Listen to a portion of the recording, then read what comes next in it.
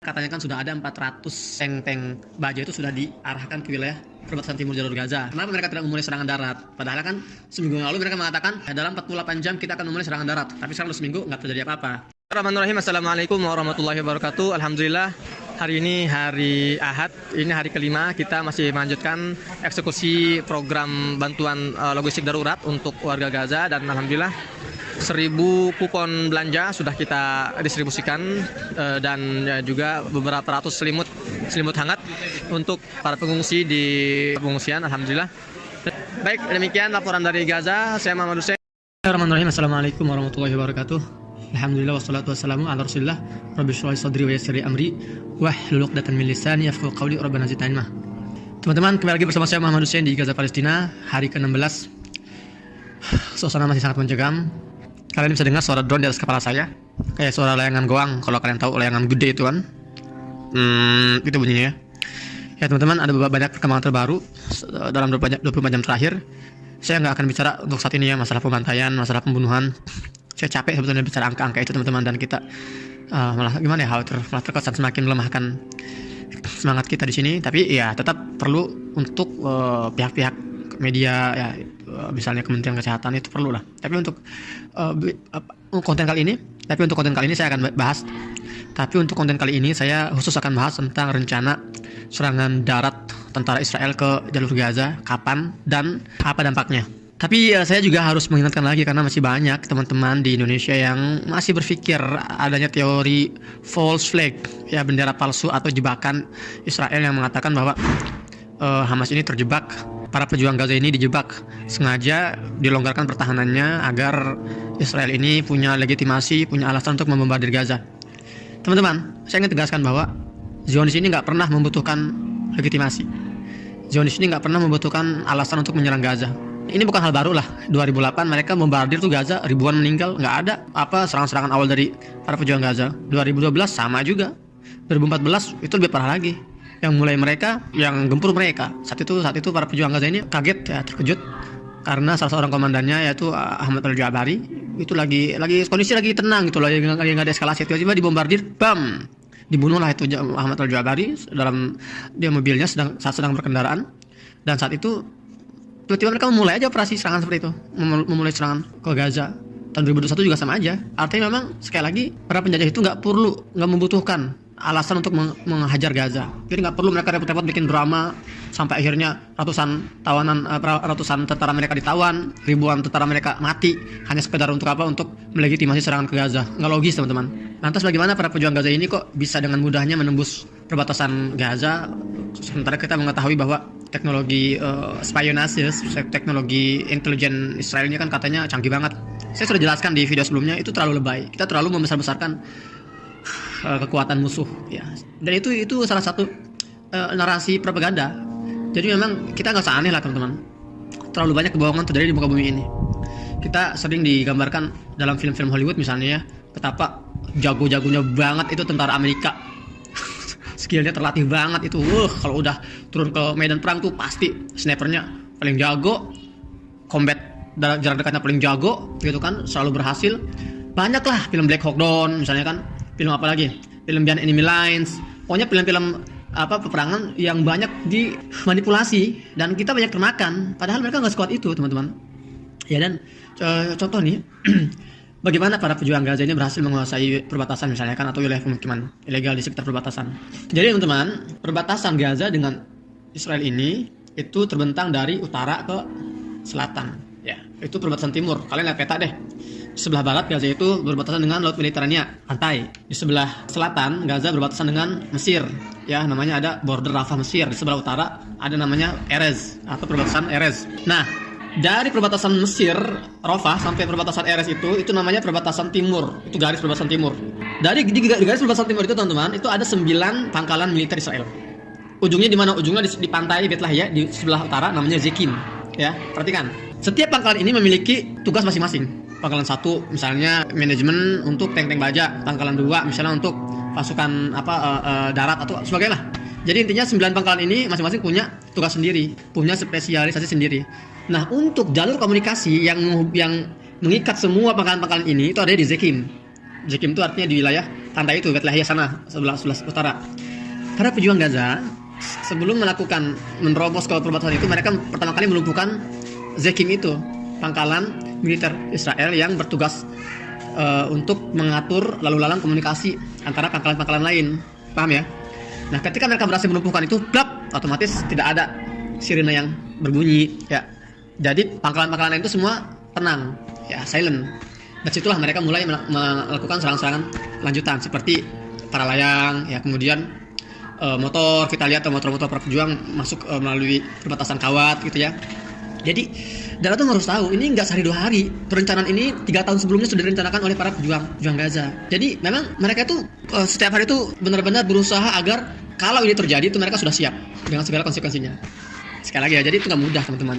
Dan banyak para pengamat militer dunia itu sudah sepakat, ini kecolongan, ini kekalahan terbesar Israel sepanjang sejarah konflik dengan Palestina. Bahkan banyak para pengamat mengatakan berapapun jumlah korban nanti di kedua belah pihak, apakah di Palestina misalnya puluhan ribu jumlah korban, tidak bisa mengubah fakta bahwa para pejuang Gaza telah menang dari hari pertama. Banyak faktor-faktor lain teman-teman. Ada juga pertanyaan gini misalnya, ini ditanyakan oleh Pak Guru Gembul di dalam kolaborasi kita kemarin, kita collab. Dia nanya, Guru Gembul ini, sebetulnya Hamas ini kan tahu ya respon yang akan dia terima ketika dia menyerang Israel. Dan pertanyaan ini banyak ditanyakan kepada saya. Maka saya akan jawab di sini teman-teman. Kalau memang para pejuang Gaza ini mengetahui konsekuensi dari serangan mereka ke Israel, tahu bahwa mereka akan dibombardir, mereka akan dibantai, terus kenapa mereka masih ngotot? Itu pertanyaannya ya. Ini logis sebetulnya. Ini jawabannya teman-teman. Jadi memang saya sudah sampaikan juga di konten sebelumnya, beberapa bulan terakhir ini kita sudah mendengar semua bahwa akan ada serangan kejutan ke Gaza. Berkali-kali itu. Cuman nggak ada yang tahu kapan terjadinya kan. Tapi di saat itu pertempuran intelijen itu sedang bermain nih antara intelijen para pejuang Gaza dengan intelijen Israel. Contohnya gimana? Israel juga punya mata-mata di Gaza. Ya kita harus akui itu. Begitu juga para pejuang Gaza punya mata-mata di Israel. Jadi saling bagaimana agar para intelijen itu bisa mengambil informasi dari pihak lawan. Di sisi lain, bagaimana masing-masing ini menjaga agar tidak kecolongan. Gitu. Ini mengingatkan saya pada film namanya The Departed. Itu yang memerankan itu Matt Damon sama Leonardo DiCaprio. Gitu lah kurang lebih lah. Seru banget lah pokoknya apa yang terjadi ini. Tapi para pejuang Gaza ini ya beberapa langkah lebih depan. Ya, kenapa? Karena mereka sudah sangat mengenal sekali tabiat para Zionis ini gitu kan. Dan ini ada kaitannya dengan kenapa banyak para petinggi Hamas yang ada di luar Gaza. Setiap hari saya kan sempat pengen jelasin ya. Sekarang saya jelasin di sini. Jadi teman-teman, para petinggi gerakan Hamas ini mereka berada di luar Gaza itu bukan hanya sebagai diplomat, ya, sebagai jembatan diplomasi dengan negara-negara saudara misalnya. Tapi apa? Tapi untuk menjauhkan diri mereka dari serangan kejutan. Zionis ini, Israel ini, mereka memiliki pola yang jelas. Mereka itu nggak akan memulai serangan kejutan ke Gaza kalau serangannya tidak menghasilkan sebuah kesuksesan dalam tanda kutip. Apa kesuksesan artinya? Artinya dalam serangan pertama mereka harus membunuh beberapa tinggi, paling tidak gitulah. Seperti yang terjadi tahun 2014. Jadi mereka bunuh dulu tuh Al-Jabari, ya, komandan lapangan Al-Qassam. Baru mereka mulai melakukan serangan ke berbagai instansi pemerintahan dan sebagainya. Dan ini yang mereka cari-cari sebetulnya. Mereka menanti-nanti, ini mana nih kepala Hamas di Gaza, Yahya Sinwar, nggak ketemu. Mereka mau target Ismail Haniyah, lagi di Qatar. Mereka mau target Khalid Mish'al, lagi di Qatar. Artinya mereka sedang mencari mana nih kira-kira nih komandan atau pimpinan Hamas atau pimpinan Al-Qassam yang bisa mereka target untuk dijadikan korban di hari pertama. Nggak ketemu. Nah, di sisi lain mereka terus, ya, intelijen mereka terus bergerak sampailah tiba ya pihak Gaza ini mencium serangan mendadak dalam waktu dekat, langsung mereka menjadi pihak yang memulai. Nah, kenapa mereka memulai? Teman-teman perhatikan ya. Gini perhitungannya. Kalau mereka tidak memulai, kalau yang memulai itu pihak Zionis, artinya mereka sudah jatuh pada satu dari 2 prinsip yang selama ini dipegang oleh militer Zionis. Saya sudah jelasin di konten sebelumnya. Dalam pertempuran, ini saya dapat ilmu ini ketika saya mengambil diplom Israeli Affairs, diplom urusan keisraelan. 2 prinsip utama para militer Israel ini kalau perang, pertama mereka harus menjadi pihak yang memulai. Satu nih, antum baca track record seluruh pertempuran Israel dengan negara luar, dengan negara Arab, itu selalu mereka menjadi pihak yang pertama menyerang. Kedua, mereka harus memindahkan medan perang itu di luar garis demarkasi mereka. Jadi mereka itu paling anti perang itu dalam Israel. Enggak. Perang misalnya 7 Oktober melawan negara-negara Arab itu perangnya di luar, di Sinai, dan di dataran Golan Suriah. Nggak mungkin mereka membiarkan perang itu ada di dalam wilayah demarkasi mereka, karena mereka tuh lemah sekali kalau bicara perang darat di daerah mereka. Tanggal 7 Oktober kemarin, para pejuang Gaza ini berhasil melumpuhkan kedua-duanya, mengubah permainan dalam pertempuran. Pertama, pihak Gaza yang menjadi pihak pemulai. Kedua, mereka memasukkan infiltrasi ribuan para pejuang mereka untuk battlefieldnya itu di dalam wilayah demarkasi jajahan Israel. Jadinya para pejuangnya berhasil melakukan dua langkah yang selama ini dilakukan oleh para penjajah. Kemudian teman-teman, kalau yang memulai ini penjajah, artinya kalau para pejuang Gaza menunggu kita tunggu aja deh, tunggu mereka nyerang, kerugian yang akan dialami oleh Gaza ini akan jauh lebih besar. Menurut perhitungan intelijen Gaza ini paling tidak akan ada 1.000 korban jiwa dalam satu hari serangan pertama. Ya, itu kerugian pertama. Kerugian kedua, kalau para pejuang Gaza ini membiarkan serangan itu dimulai oleh pihak musuh, maka pihak Gaza ini nggak akan punya kesempatan untuk membalas seperti yang mereka capai dalam pertempuran kali ini. Kali ini kan mereka berhasil menawan ratusan tentara milik Israel, berhasil membunuh ribuan tentara Israel. Karena mereka memulai. Kalau para pejuang Gaza ini membiarkan pihak Zionis yang memulai, nggak akan bisa seluas itu gitu loh, nggak akan mendapatkan kesempatan emas seperti itu. Paham ya? Jadi gini, ya kita mau mulai, kita nggak mulai, kita pasti diserang. Itu kurang lebih jawaban logikanya para pejuang Gaza. Baik itu yang mulai kita atau yang mulai mereka, jatuh korban di Gaza pasti besar. Tapi kalau kita yang mulai, paling nggak kita punya keuntungan bisa memukul mereka dan bisa menyebabkan kerugian besar di pihak Israel. Jelas sampai situ ya. Jadi bukan tanpa alasan teman-teman. Banyak perhitungan-perhitungan yang kita ini kadang malas berpikir gitu kan. Makanya tugas saya di sini menyampaikan analisa ini. Dan ini bukan analisa saya pribadi ya. Saya baca-baca makalah-makalah di beberapa situs itu kan, dan juga saya juga menganalisa berbagai konten-konten dari pernyataan yang keluar baik dari juru bicara Israel maupun dari juru bicara para pejuang Gaza, Abu Ubaidah gitu ya. Nah, ini saya rangkum dalam konten ini dan saya sampaikan kepada kalian semua biar kita tercerahkan seperti itu ya teman-teman. Dan sekarang benar-benar kondisinya itu sangat mengerikan. Lantas kapan perang darat akan terjadi? Lantas kapan operasi militer darat masif akan dimulai oleh para tentara Israel? Karena katanya kan sudah ada 400 tank baja itu sudah diarahkan ke wilayah perbatasan timur jalur Gaza gitu kan, dan 300.000 tentara cadangan Israel sudah dikonsentrasikan ke wilayah timur Gaza, perbatasan timur Gaza. Lantas apa yang mereka tunggu? Kenapa mereka tidak memulai serangan darat? Padahal kan seminggu lalu mereka mengatakan dalam 48 jam kita akan memulai serangan darat. Tapi sekarang seminggu nggak terjadi apa-apa. Apakah karena ada hujan deras dan banjir serta badai panas yang katanya sih menyerang Israel? Itu nggak benar. Saya pastikan itu hoax. Nggak ada banjir dan mobil-mobil tergenang. Itu kayaknya video lama itu di-up lagi oleh beberapa akun-akun channel YouTube. Tapi setahu saya kalau di Israel itu hujan, ya di Gaza juga hujan karena kita satu iklim gitu kan. Katanya ada badai panas dan sebagainya. Itu juga saya rasa itu nggak kuat beritanya ya. Jadi sudah saya klarifikasi sini nih, sudah saya klarifikasi karena saya banyak ditanya oleh teman-teman, saat ini bener gak nih katanya militer Israel ini terhalang operasi militer daratnya gara-gara ada cuaca buruk. Itu nggak benar. Yang menghalangi mereka adalah teman-teman rasa takut. Antum harus tahu teman-teman, di kemiliteran Israel ini ada banyak divisi. Ada divisi utara, itu divisi Lebanon. Artinya divisi utara ini mereka pasukannya khusus disiapkan untuk misalnya berperang melawan para pejuang di Lebanon. Ada divisi selatan, mereka nyebutnya Firqat Gaza, divisi Gaza. Sekitar 4.000 tentara khusus, pasukan khusus elit yang sudah disiapkan untuk proses pertempuran darat melawan Gaza. Jadi 4.000 personil divisi Gaza ini memang sudah dibekali data intelijen yang sangat detail tentang Gaza, seluk-beluk Gaza. Kemudian topografi di Gaza, kemudian ya berbagai hal yang berkaitan dengan Gaza itu sudah dikuasai oleh 4.000 personil Firqat Gaza ini atau divisi Gaza ini.